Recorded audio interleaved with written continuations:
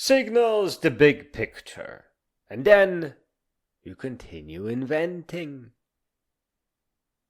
This text is about encouraging young people to learn programming, turning the time normally wasted on hoop jumping in high school into something precious and profound. Once a programmer, always a programmer. Just moments ago, I tested a new reactive operator that I called fromBetweenEvents. I almost called it fromBetwixt but it already sounds poetic. It allowed me to create a pressingActivity, which is a lot more friendlier than listening for events piece by piece. It's a lot more conceptually inviting than attaching mouse listeners to elements, and what you would normally expect from programming a mouse. Just like the name state, listening between two different events or just monitoring for a pressingActivity. There's no end to such tiny little inventions.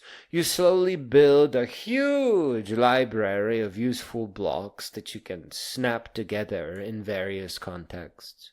If it helps people get stuff done, and it obviously does, then they will pay for it. But you can do better than making sales on the internet. Because you are working with graphics, you pretty much build in the realm of computer games.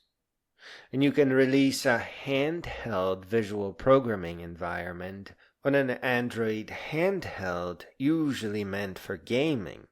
This isn't about making big money. For that you would require marketing and investors. This is about a really good start and a pretty opening page to your design portfolio.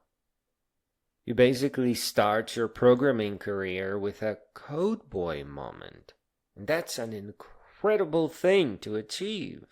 Artificial intelligence will, of course, only get faster and smarter. Very soon, programmers will realize that visual programming is everything, because it lets them do the programming while the AI does the coding, as it should. All the supply chain attacks can be easily eliminated by simply having the AI create the libraries that people normally depend on. And on top of that, before you know it, building custom tools, as opposed to browsing the web, will have its big moment. AI is here. All kinds of new things are possible. This is all about learning programming. Signals, reactive programming, and handhelds are just a beautiful stepping stone. These are the diagrams that you draw in high school, and the small and beautiful triumph that you have at your start.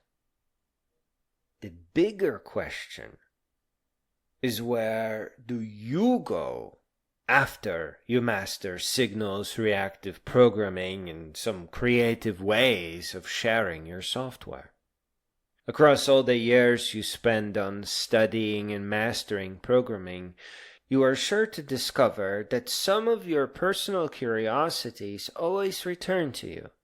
And moving towards them, towards what calls to you, is likely where you will have your greatest discoveries, where you will create your best inventions.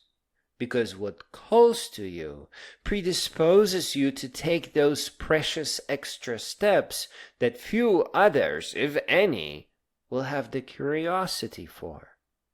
Please understand that a programmer is an inventor, never an operator.